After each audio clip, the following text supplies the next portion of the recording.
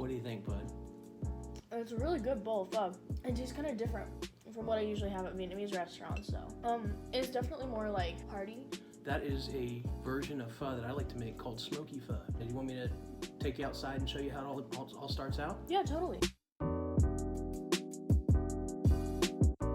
Okay, so what we got right here is just a vertical upright smoker. It's rolling out about 227 to 230 degrees, loaded with natural lump charcoal and white Texas post oak. And I find that to be the best wood for smoking overall, especially beef. And then I'm just gonna put them in the stock pot and get them rolling. So you can see right now, if you look at the pho, it's boiling. But you can see the bubbles are happening very, very slow. It's important to cook it at a low temperature because it will tenderize the meat and make all the flavors extract from the bones nice and slow, low and slow, same concept here. So keep it between 2 and 3 for about 8 hours. All right, so when I spice my pho, a lot of times what's traditional they use in Vietnamese cooking is star anise, cloves, cinnamon, cardamom. But if you just get a simple Chinese 5-spice or 5-spice powder, it has all those classic ingredients. I don't go by recipe, I go by taste. There's Thai basil that you can get, a little bit of garlic, and classic fish sauce. Fish sauce is a staple ingredient in pho.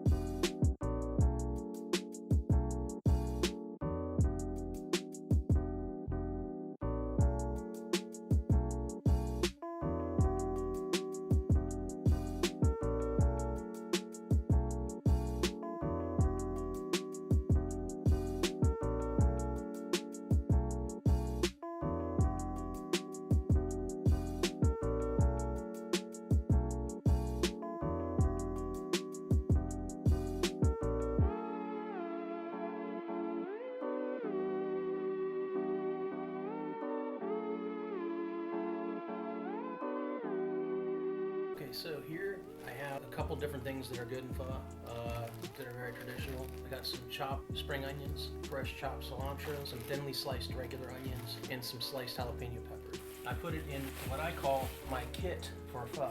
You gotta say it in that order because if you say it the other way around, you might get in trouble. Keep it all together in a bag and then it's easy to reach in the fridge. So what I've done here is I've added a couple of new ingredients that I saw in the fridge. I got some shredded carrots here, and we got some nice mushrooms that I thought would be good in it too, in addition to the other ingredients. We don't have bean sprouts, which is traditional, but the carrots will help give it a little crunch.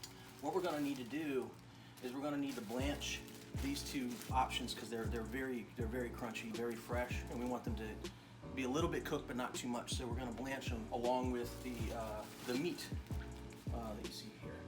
You see the pot of water boiling right here.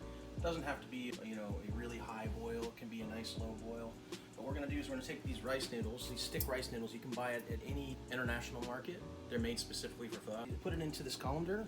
You dip it in the hot water, swish it around until the noodles sink down to the bottom. Give it about 8 seconds. Pull it up, shake, and they're done. So you cook the noodles in the water, and as you can see, they come out nice and soft and ready to eat. Now what we're gonna do is we're going to blanch a couple things. Take a little bit of the mushrooms, take a little of the carrots, and you don't blanch the other ingredients because they're very tender. All right, get a little vegetable mixture. Then you're gonna take a combination of your meats that you want. We have some of the rib meat that we pulled last night. I also added some fresh pulled pork. And then what we're gonna do is we're gonna take it, we're gonna blanch it in the boiling broth. This is gonna do two things. One, it's gonna give the broth flavor to the ingredients.